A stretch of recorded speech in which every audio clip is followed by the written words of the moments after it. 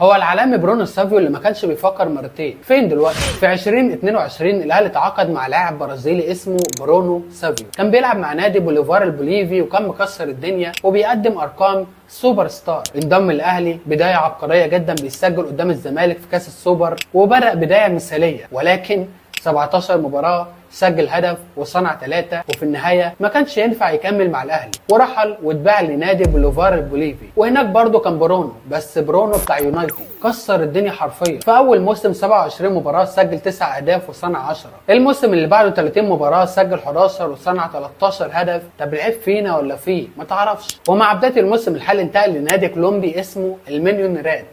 زي ما بقول لك كده، انتقل للنادي ده ولعب معاه مباراتين حتى الان، ما سجلش ولا صنع، ولكن انتقل في الميركاتو الحالي. عموما كنت بتشوف برونو ده لاعب كويس وما خدش الفرصه، ولا انت شايف ايه؟ وقول لي برضو الحلقه اللي جايه تكون عن مين من سلسله حلقات هو فين دلوقتي.